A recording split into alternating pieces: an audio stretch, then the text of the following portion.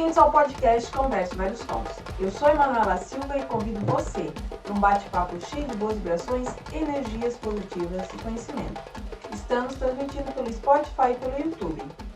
Siga nossas redes sociais, inscreva-se no canal. No Agosto das Guardiãs, estamos falando sobre beleza, autoestima, empoderamento feminino, mas no programa de hoje, nós vamos falar sobre a violência contra a mulher, acolhimento, cuidados e amparo a essas mulheres. A entrevistada de hoje é assistente social, historiadora, mestre em saúde coletiva, doutora em saúde coletiva, educadora antirracista, feminista e defende a luta antimanicomial. Priscila Schwartz. Vamos ver se eu acerto, gente. Ela é mãe da Naomi, ela é tia do Ads e da Alice. Axé para quem é de Axé. Boa tarde, Manu. Boa tarde, bom dia ou boa noite, né? Prazer. Gente, quando entrevistamos essas pessoas com esse currículo imenso, cheio de conhecimento, a gente respira, porque vai ser uma aula para nós hoje. Como é que é trabalhar com esse tipo de tema, violência contra a mulher? Como é o dia a dia da Priscila? Então, eu não trabalho, por incrível que pareça, eu não trabalho com esse tema diretamente, né? Mas é o que sempre salta aos olhos e o cotidiano nos apresenta, assim, né? Como, para mim, a parte mais importante, né? Hoje eu trabalho com as pessoas com deficiência e geralmente pessoas que adquirem uma deficiência. E na sua grande maioria são homens, né? E essas mulheres que eu atendo vêm na condição de acompanhante, muitas vezes, de cuidadoras, né?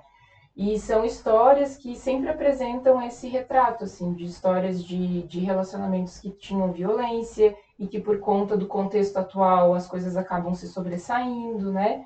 E aí elas são impostas, né? O cuidado é imposto a elas, assim, de cuidar desses homens que em determinado momento estavam na condição de agressores, né? Então, eu aprendo todos os dias, né? Muito mais do que qualquer coisa. Me transformo também como pessoa, né? E tem sido um desafio constante também nesse momento político em que a gente vive, né? Onde as políticas públicas de proteção à mulher têm sido reduzidas cada vez mais. Sim. E recai sobre a assistente social, muitas vezes, o desejo de um caminho para a transformação, né? Porque é renda que não se tem, é casa que não se tem para onde ir. Então, a logística da vida exige que seja reorganizada de alguma forma, né? É contraditório, para a gente que está de fora, tentar entender como ela ainda ela consegue cuidar do próprio agressor. Como é que se dá isso? O que a Priscila tem a dizer sobre, pela sua experiência, pela sua vivência? É uma violência dupla, assim, né? Porque você não tem opção infelizmente, né? Você não tem opção de largar essa pessoa em algum lugar, né? Porque a nossa legislação também impõe algumas coisas. E aí a gente tenta estabelecer algumas relações que pelo menos aliviem esse sofrimento um pouco, né? Quando eu consigo estabelecer um diálogo franco, aberto com uma mulher em situação de violência, é um desaguar ali de alguma forma, né? A gente consegue esvaziar o copinho um pouquinho para tentar sobreviver mais um dia, até que as coisas a longo prazo se organizem, né? Porque você virar uma chave, você dar nome para aquilo como uma violência e você tentar sair dessa condição é um processo longo e muito complexo também, né? Que a gente precisa de muita gente junto para fazer essa transformação, né? Costumo dizer que a pauta de violência, tanto das mulheres, de crianças, enfim, violência não é só de quem sofre e de quem pratica, é de toda a sociedade. Não podemos fechar os olhos e dizer, não, mas é ali com a vizinha, não, na minha casa não acontece. Eu acredito que tenha, na tua vivência diária, tenha muito esse tipo de relato das pessoas se eximir, né? Não é comigo, então... A violência ela é uma linguagem, né? A criança, quando ela não sabe expressar em palavras, ela agride, às vezes, sem intenção de agredir, né? Então, no relacionamento adulto, muitas vezes, num recorte muito pequeno, é um caminho similar, né? E aí essa linguagem, ela também perpassa gerações, assim, porque são mulheres que muitas vezes viram as suas mães apanhando, sofrendo violência, Hoje as suas filhas veem essa condição, né? Eu tenho ouvido muito a vergonha que as mulheres sentem de serem vítimas de violência dentro de casa e as filhas assistirem isso, e o que vai ficar daqui para frente, né? Ser julgada. Exato, né? E a culpa do porquê que eu não saio dessa condição. Mas não é botar uma mochila nas costas e ir embora, né? Porque também tem uma culpabilidade. Como que você vai abandonar a sua casa, os seus filhos e sair, né? Mundo afora. Tem um episódio de uma família de um outro município, de um outro serviço também, enfim, que eu atendi. E a gente foi chamado porque a mãe tinha saído de casa e 2 filhos pequenos estavam em casa sozinhos, assim, com fome e tal. E a gente chegou lá e o contexto que nos foi apresentado, assim, ela abriu a porta e saiu mundo afora, sabe? Porque ela não aguentou mais. Porque ninguém sabe o que aquela mulher passava também. E é muito fácil julgar, né, gente? E onde é que estavam as outras pessoas para cuidar também dessas crianças, para apoiar essa mulher, né? Então eu tenho acreditado muito assim no apoio entre mulheres, né? Porque o patriarcado nos tira inclusive essa possibilidade, né? Você não pode ser amiga da outra mulher, você se arruma para competir com ela, né? Se há uma traição, a culpada é a mulher que roubou o teu marido, né? Então não são essas as relações possíveis que vão transformar alguma coisa efetivamente, né? Eu estava lendo, de acordo com o Observatório da Violência contra a Mulher de Santa Catarina, 11.075 requerimentos de medidas protetivas somente de janeiro a junho. E 29 feminicídios. O que está acontecendo com as pessoas? O que está acontecendo com este Estado? E aí eu ainda faço um acréscimo, Manu, da gente pensar das mulheres com deficiência, por exemplo, como que elas acessam esses canais de denúncia. Uma vez eu atendi uma mulher surda que não conseguia ligar para a polícia para dizer quando o marido ia bater nela, sabe? E aí ela teve que contar com uma rede de vizinhos e tal. Então esses dados já são assustadores, mas aí é o que chega, né? E ainda o que não chegou, né? O que está acontecendo. Meu Deus, que situação essa mulher viveu. Que sorte que ela teve esses vizinhos que acolheram, que, né, deram a devida importância e não fizeram, não é na minha casa. A máxima de briga de marido e mulher, ninguém mete a colher, não existe mais, não né? Existe, nem deve existir, né?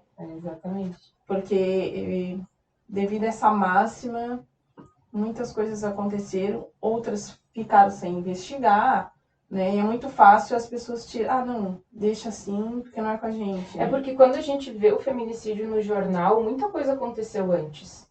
Muitas coisas foram silenciadas, né?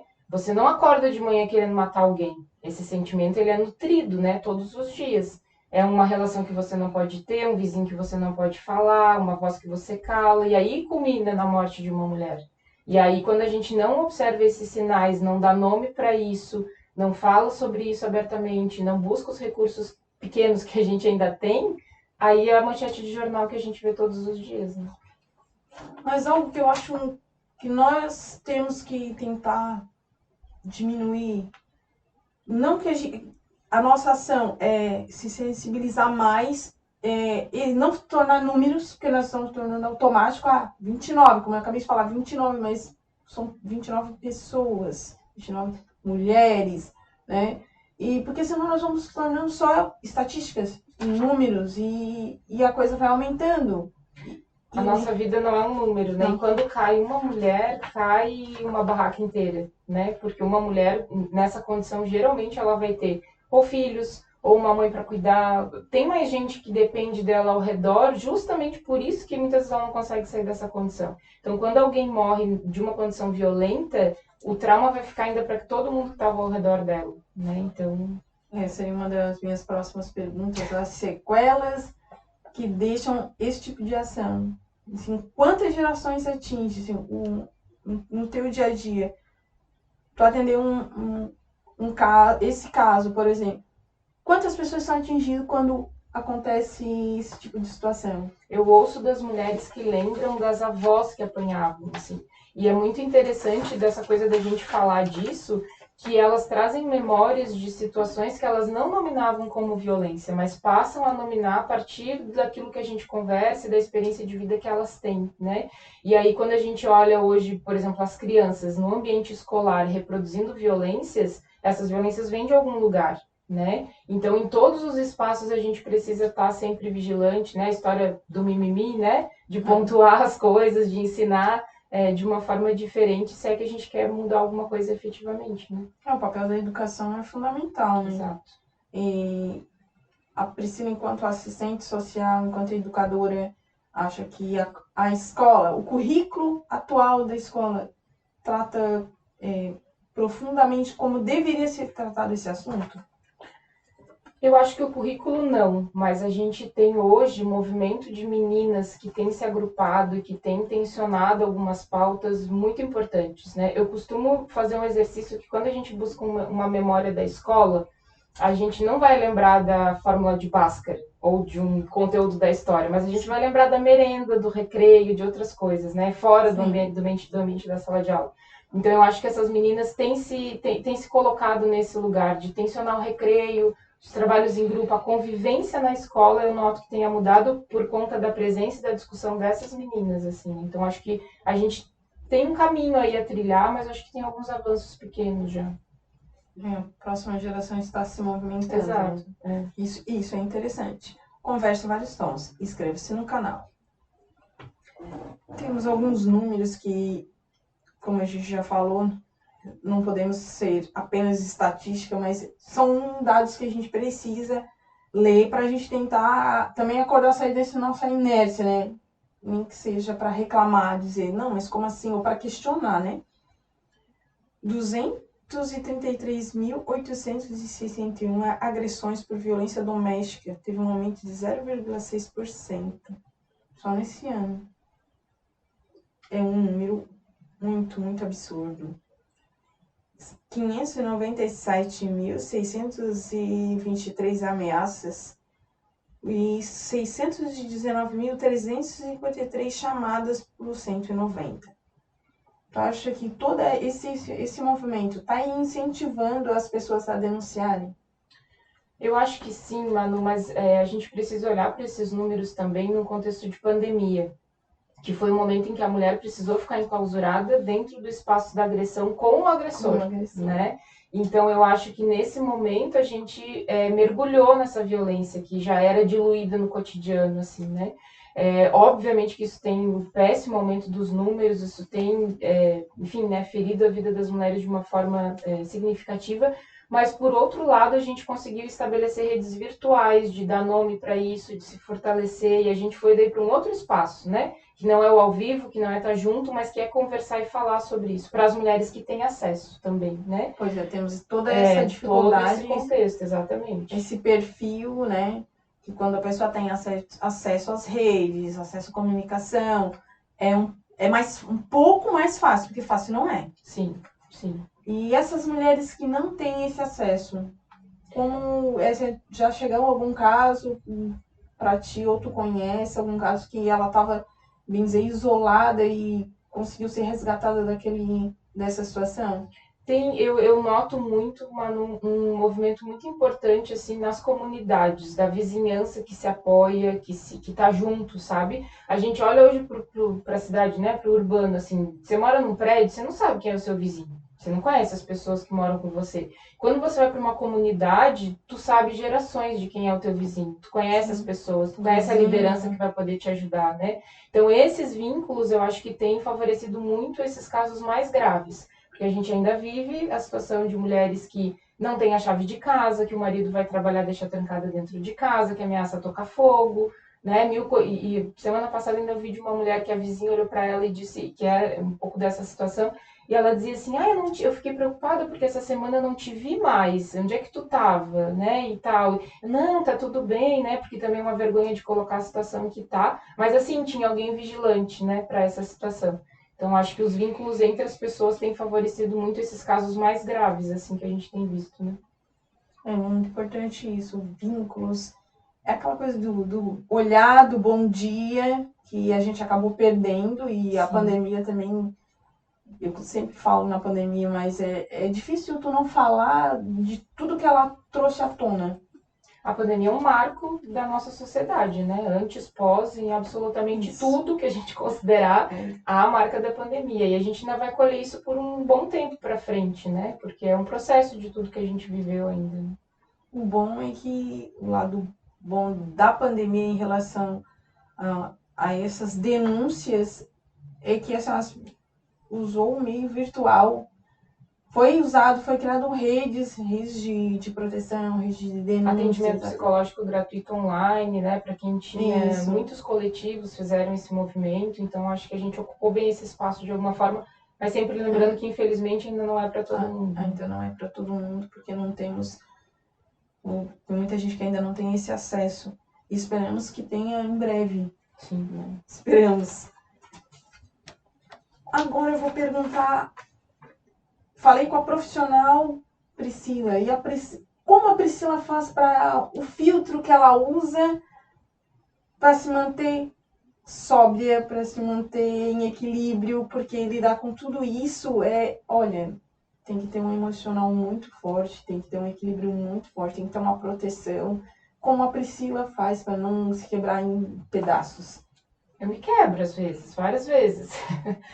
Não tem assim essa blindagem, né? Eu acho eu costumo dizer que eu sou muito privilegiada pela minha profissão, por eu poder me aproximar dessas histórias tão diferentes da minha, sabe? E isso me transforma de alguma forma, assim, transforma os meus colegas com quem eu trabalho, transforma as pessoas com quem eu convivo. Mas eu esvazio muito escrevendo, esvazio muito ouvindo música, vindo no terreiro também, enfim, né? Eu busco válvulas de escape, assim, né, para escoar isso de algum lugar, porque também tem um peso que a pessoa deposita em ti, né? Assim, ela abriu para ti a vida dela, ela quer uma resposta, né? Assim, então eu me curo das minhas feridas e no outro dia eu tô lá porque eu preciso dar esse retorno de alguma forma, que não é um retorno material ou qualquer coisa do tipo. Às vezes é estar disponível de novo para ouvir, né? Porque isso também faz parte, assim.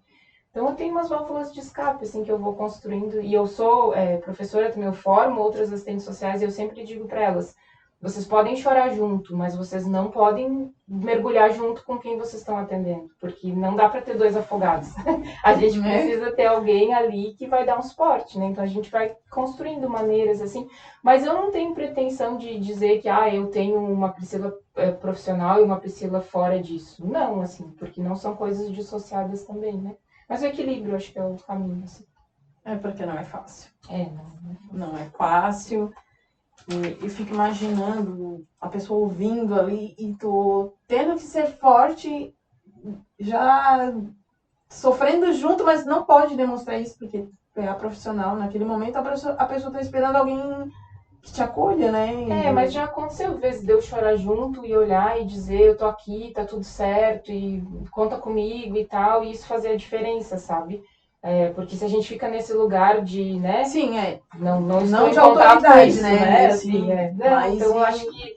E aí a diferença, sabe, Manu, que eu acho que é de duas mulheres estabelecerem um diálogo sobre isso, sabe? É dizer, eu tô aqui, eu entendo o que tu tá dizendo, tá tudo certo, vamos junto e tal. Isso dá um conforto tanto para quem ouve quanto para quem tá falando, assim. Então acho que esse tem sido um caminho assertivo que eu tenho buscado construir, assim.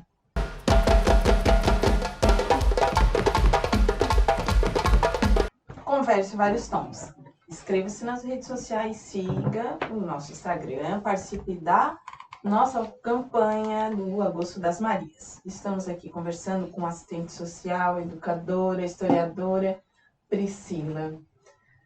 Priscila, agora vamos falar de um outro ponto que eu acho muito interessante. A Priscila enquanto religiosa. Quem é a Priscila religiosa? Nós estamos falando da Priscila de várias fases, né? Sim. Acho que a Priscila religiosa está sempre em construção, assim. Eu sou um bandista há 17 anos e para mim foi um divisor de águas, assim, né? A partir desse momento eu consegui entender a religiosidade de uma outra forma. E aí eu acho que é uma virada de chave, assim, né? Vem de uma família que meu pai também era um bandista, enfim, eu costumo dizer que ele era um bandista relaxado, né? Porque ia, não ia, fazer aquela história e tal. E foi muito engraçada a forma como eu entrei na religião, assim, que foi uma coisa meio sem explicação. E me transformou muito, me transforma todos os dias também, eu acho. A Priscila é um bandista e a Priscila é Cambone.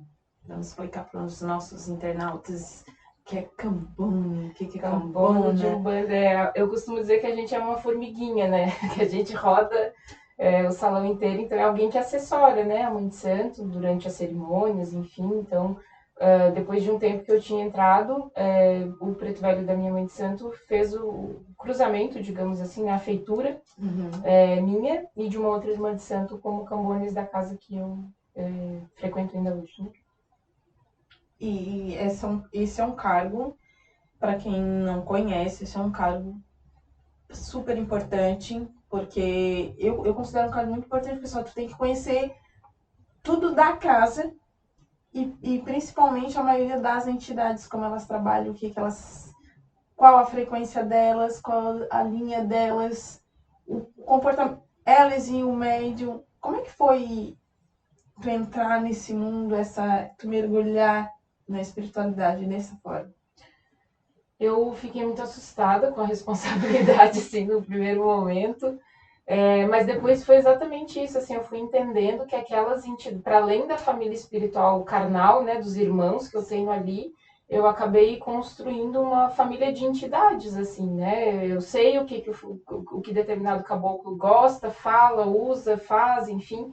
E eu me sinto num lugar de muito privilégio nesse sentido, porque o Cambone é aquele que é agraciado sem pedir, né? Talvez, assim. E foi um lugar que me ensinou muito a servir, assim. Porque você está ali disponível para isso, né? E aí eu acho que essa coisa da religiosidade com a minha vida e com a minha profissão, eu levo muito isso, assim, né? Sim. Você está ali porque você quer e você está ali para servir e colaborar com outras pessoas que sequer você conhece muitas vezes, né? Que alguém vem em busca de uma palavra, de um passe, de um axé, enfim, e você tá ali para assessorar que isso aconteça, né? Então, eu acho que me sinto muito lisonjeada, assim, desse lugar. Mas é um lugar muito importante, que algumas vezes não é reconhecido, isso temos que frisar bastante, mas eu tenho esse lugar, assim, como um lugar muito, muito mesmo, porque por ele passam as pessoas, os consulentes, as entidades e tudo que acontece durante uma sessão de Umbanda e o antes e o depois, né? Essa pessoa é o que vai documentar tudo.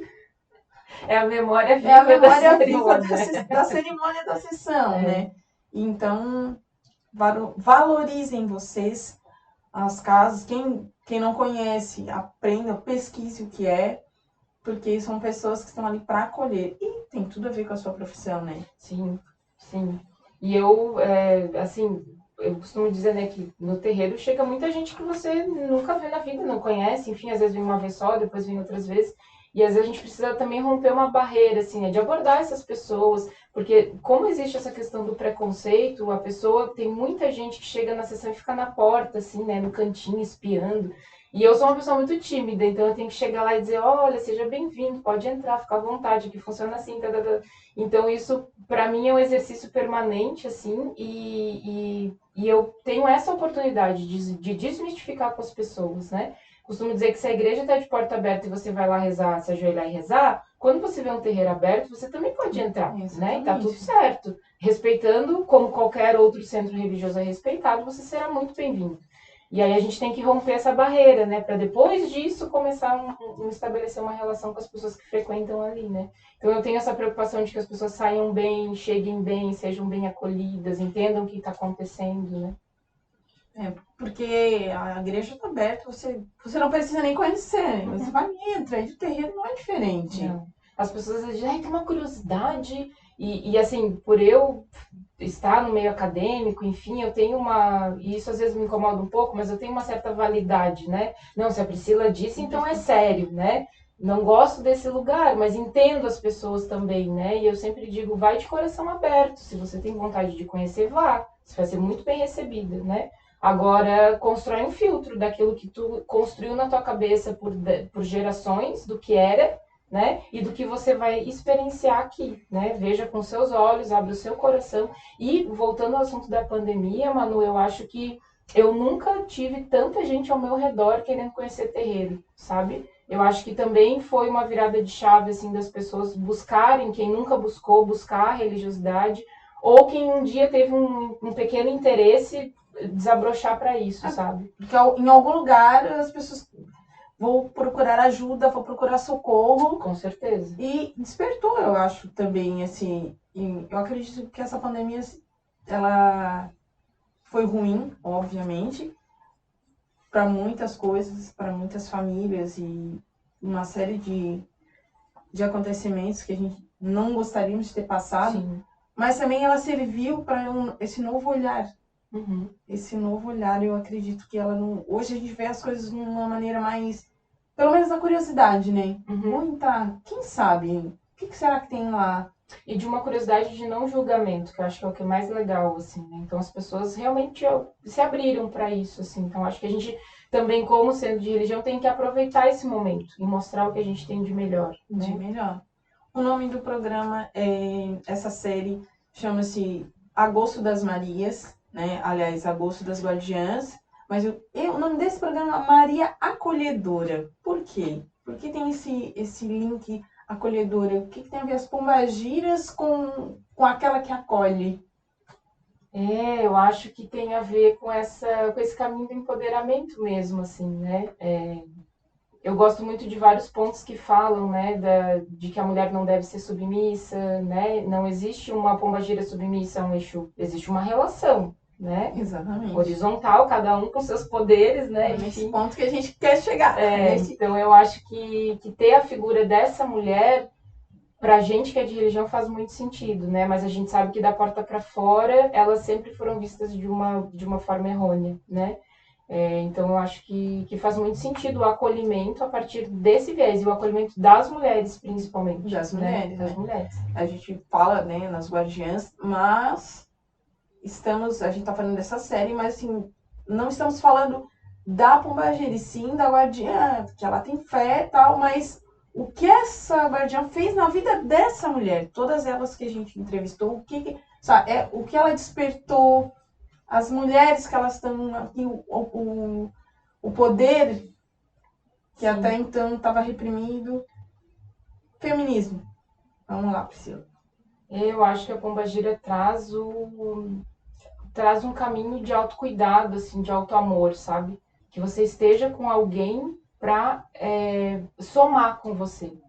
Né? Eu acho que e isso é muito comum nos terreiros, né? A gente vê nos cartazes, né? Ah, traga o amor em 7 dias e tal. Tá. E eu acho que a pombagira vem para questionar esse lugar, né? Você precisa de alguém que some com você. E talvez se essa pessoa não tá com você, vamos aproveitar esse momento para se cuidar, para olhar para si, né? E não só olhar para quem foi embora de uma outra situação, enfim. Então eu acho que ela problematiza um pouco esse caminho, assim, né? Que a gente precisa olhar para isso dessa forma. O nosso objetivo é justamente esse, que ela seja valorizada por isso, a mulher se valorize e segure na mão da outra. E vamos sentar, vamos conversar, né? Exato. Não que chorar não faz mal para ninguém, né? Sofrer também não, a questão não é essa. Mas não se colocar mais só nesse lugar. Esse lugar da dependência, né? E esse mergulho no sofrimento. O sofrimento faz parte, né? Tem um provérbio africano que diz que o milho que não passa pelo fogo não vira pipoca, né? Então a gente precisa olhar para isso de alguma forma. Mas é olhar a partir desse lugar, né? De que, não, eu sou inteira e alguém não vai ser a minha metade, alguém vai somar comigo. E que as mulheres olhem para isso de uma forma. Porque a gente não é ensinada a se amar, a gente é ensinada a amar o outro. Quando a gente é pequenininha, a gente ganha uma boneca para aprender a cuidar de um filho, né? Então, acho que é uma virada de chave de pensar isso dessa forma, assim. E a pombagira tem essa coisa da comunicação, né? Principalmente entre as mulheres, enfim, dessas alianças que são possíveis, né? Então, ela se enxergar como mulher e não só, mais no lugar só a mãe, a que cuida, e ela também é cuidada, né? Exato. E não só pelo viés da sexualidade também, Sim, né? E muitas exatamente. pessoas veem a pombagira só para isso, né? E é muito mais do que isso. E o nosso objetivo em fazer essa série é justamente falar desses detalhes que são importantes. E eu acho que é algo que, com esse passar do tempo, a gente vai tentar plantar uma sementinha. Vamos ver até onde ela vai, se ela vai crescer. Sim, porque no meu pensamento, né, se uma mulher está ali em situação de violência, naquele quarto sozinho, que só tava, porque tá lá, eu falei que eu tava junto com ela, que ela podia contar comigo e tal, mas ali no ato, ela, né? Tá, ela... E quando ela pensa que ela não tá sozinha e que tem uma mulher forte ao lado dela, pode ser uma virada de chave também, Sim. né? Então, de se apegar a isso, o que que anda com você? Quem tá Quem é ali? sua? Quem é sua? Quem tá aí Nessa junto? parceria, exatamente. E a fé, que é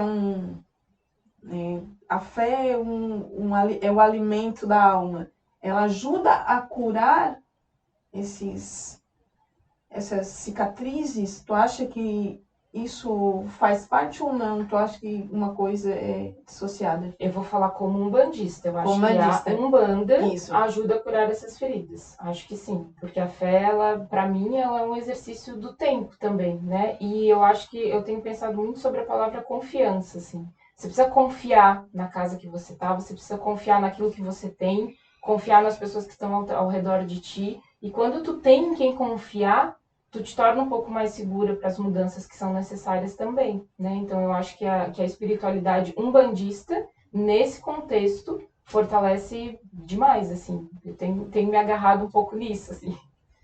Agora vamos entrar numa outra pergunta, e também sobre espiritualidade, o papel do religioso nesses casos de violência. Eu acho que é uma boa escuta, né, sem um julgamento, porque a gente vê em todas as religiões, aí eu posso dizer isso, que também há abusos, né, há violências nesses espaços simbólicas, né, psicológicas, enfim. Então eu acho que a gente precisa falar disso também o tempo inteiro, né, dar nome para isso, porque sim, a gente reproduz uma porção de coisas que não são legais, mas quando a gente fala sobre isso, pontua e reflete e há a possibilidade de mudar uma postura, é importante. Então, um líder religioso hoje, ou uma líder religiosa que recebe uma mulher em situação de violência, abre o coração para ouvir, para acolher, né? Porque não é... A gente não pode reproduzir aquela história de, mas será que foi bem assim? Será que tu não entendeu errado? Mas é tu que estava com a roupa curta, né? Então, a gente precisa olhar inteiramente para aquela pessoa que chega pra gente, né? E oferecer o que a gente tem de melhor dentro da espiritualidade, ou não também, né? Enquanto relações humanas, porque eu acredito que o terreiro também é um espaço social fundamental, onde a gente também constrói uma família, né, de alguma forma. Então, eu acho que a fé colabora nesse sentido. Assim. Então, você, líder religioso, líder, mulher ou homem, independe, saiba que é sua responsabilidade também acolher, suavizar a dor dessas pessoas. E não passar pano para o agressor. Porque a religião é isso, né? É acolhimento, é amor. Se alguém errou, vamos tentar, vamos amenizar o que... Porque essa correção existe, né? E nós estamos falando de violência contra a mulher. É crime, mesmo pode ser o religioso que for. E se a gente olhar, né, Manu, assim, para a base da religiosidade, a Umbanda preza, né, a solidariedade, a união, e são valores que não condizem com a violência. Então, a gente, para além dos preceitos espirituais, a gente precisa ver os valores que estão ali implicados também, para fazer isso sair do papel, assim, sabe? Para que isso realmente aconteça na vida das pessoas. E tu colocou uma situação, quando a gente tem um casal, sejam de duas mulheres, de dois homens, ou um casal hétero dentro de um terreiro e que os dois estão numa situação de violência. É uma situação complicada, mas não dá para botar para baixo do tapete. Não dá. Né? Então, a gente precisa colocar isso e falar disso, assim, chamar essas pessoas para conversar, orientar, né? Eu acho que a escuta oportuniza que você consiga oferecer caminhos, porque às vezes a pessoa está enroscada naquilo ali também, né? E não sabe para que lado vai. Então, acho que o líder religioso umbandista tem esse lugar da orientação também, que é bem importante. Ele está inserido dentro do... Ele é o líder religioso, mas ele está dentro de uma comunidade, ele está dentro de um estado, está dentro de um país, e a voz dele tem efeito, ou dela, né?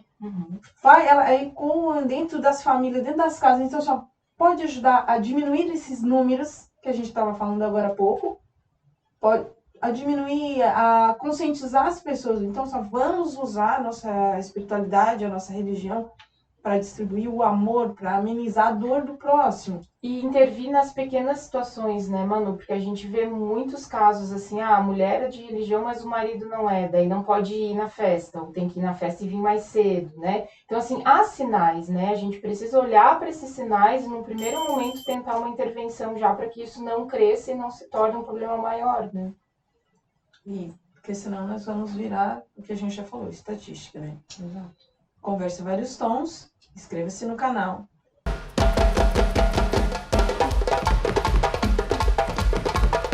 Estamos aqui com a Priscila, ela que é educadora, assistente social. Vamos falar sobre a saúde mental coletiva.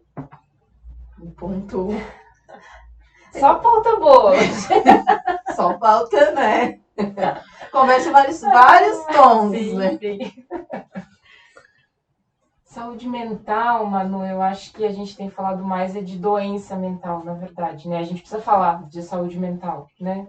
E eu acho que a religião é um caminho para a saúde mental, sabe? Que nos faz talvez enxergar o mundo de uma outra forma, né? O que a gente vê hoje é que todo e qualquer sofrimento tem sido medicalizado, né?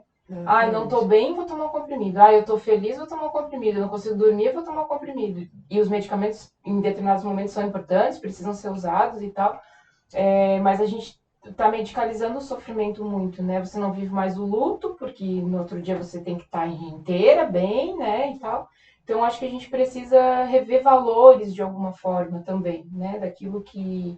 Da forma como a gente vive, o que é prioridade na nossa vida, né? Assim, ganhar dinheiro é importante, mas não é tudo. Bem, a indústria farmacêutica adorou, né? Pandemia, né? Muitos antidepressivos, remédio para ansiedade, ou seja, para tudo. Para tudo. E numa perspectiva antimanicomial, cuidar do sofrimento precisa ser em liberdade. Não dá para a gente enclausurar as pessoas e achar que, bom, você tem um problema, então eu vou pensar você do meio que você vive, vou te isolar, vou te curar e depois vou te devolver para o mesmo lugar. E aí você vai ter que sobreviver, né? Então, a gente precisa, para cuidar de uma pessoa, é preciso uma aldeia, a gente precisa cuidar um dos outros.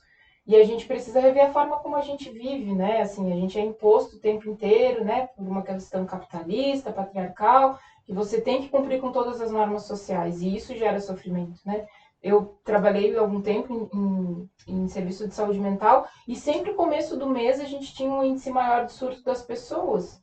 Porque os boletos batiam em casa e as pessoas não conseguiam pagar as contas, né? Então, não desmerecendo em hipótese algum o sofrimento de cada um, né? Mas a gente sabe que a vida social impacta na saúde mental, Sim. né? E aí a gente precisa olhar para isso de alguma forma e tentar estabelecer relações mais saudáveis, né? De alguma forma. Esse negócio de viver dopado também é algo complexo, porque tu foge inicialmente, tu consegue, né, fugir daquele problema naqueles momentos que tu tá dopado, porque tu não... E depois? E eu costumo dizer que é uma desresponsabilização da vida, né? Não, eu vou tomar um comprimido para ficar tudo certo. Assim como as pessoas vão no terreiro para fazer um trabalho e tipo, não, tá tudo certo, o Exu vai resolver para mim, a Pombagira vai resolver, eu não preciso mudar nada, né? Então, não, a gente precisa de alguma forma se responsabilizar também, né, sobre essa mudança. O medicamento é importante, você estabilize naquele momento, aí sim você fala das suas coisas, você se reelabora, você busca outras alternativas. O que não dá é só para tomar o remédio, né? E aí uso contínuo, por longos períodos, enfim.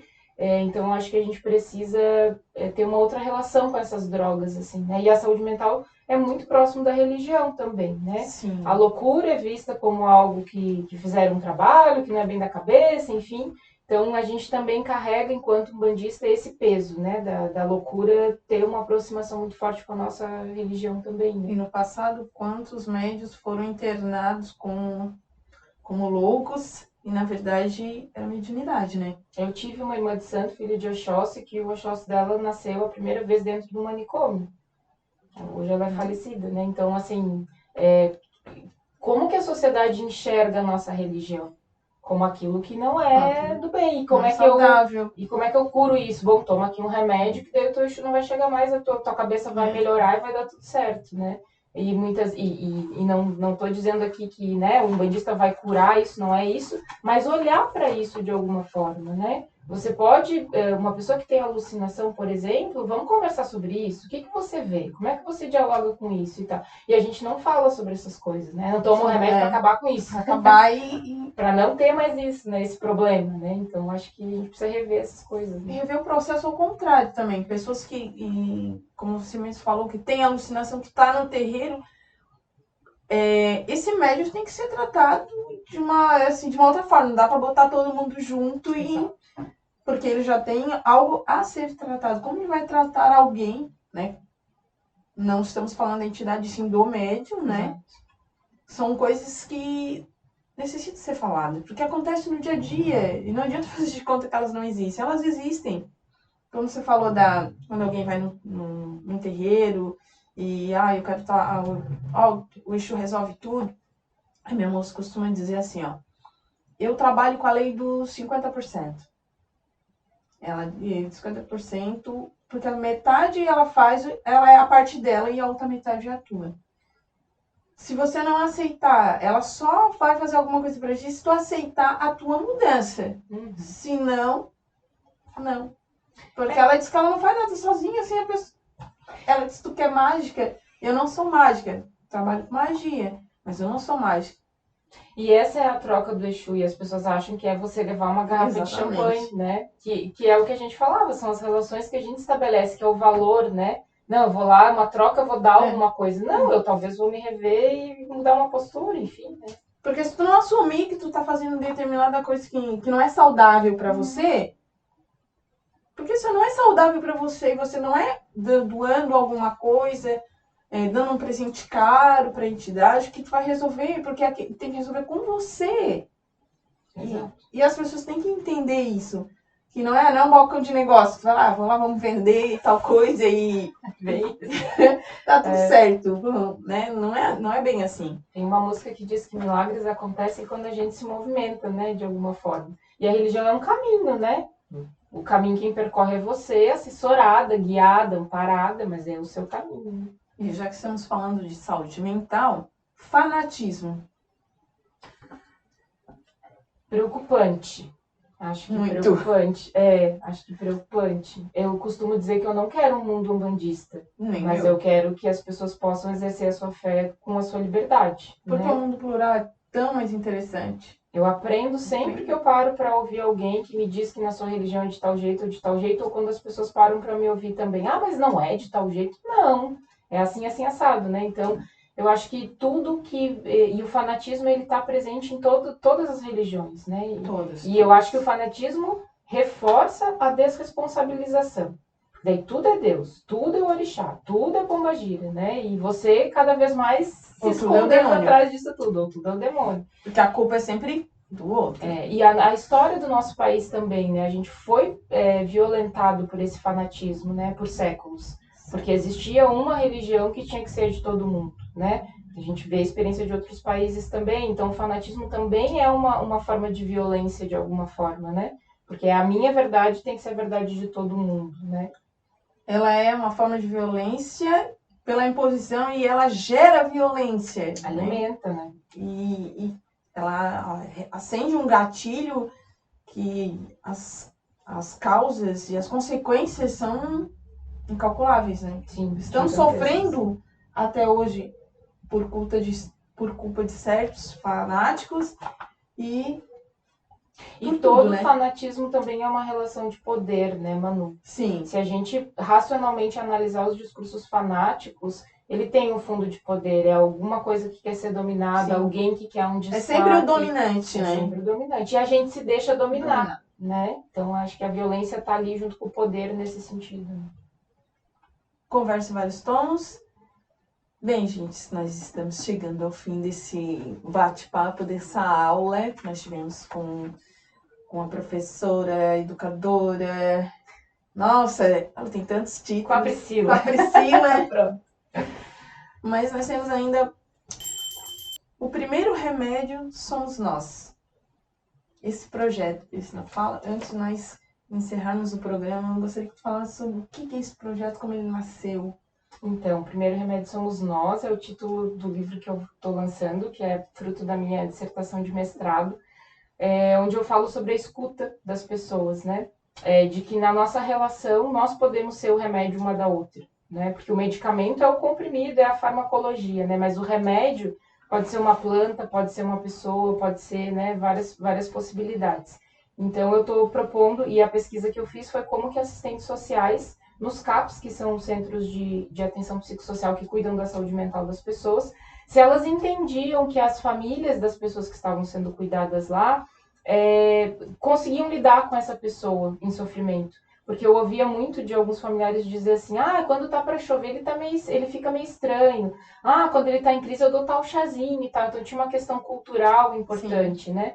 Então eu queria entender como que as outras colegas assistentes sociais viam isso para o cuidado, né? E aí, fruto disso, vai sair aí, talvez até o final do ano esse livro, para tentar disseminar um pouquinho disso, assim, né, do poder que a gente pode ter na relação humana e a partir da escuta das pessoas. E para esse livro, para adquirir ele, ou ele vai ficar só na...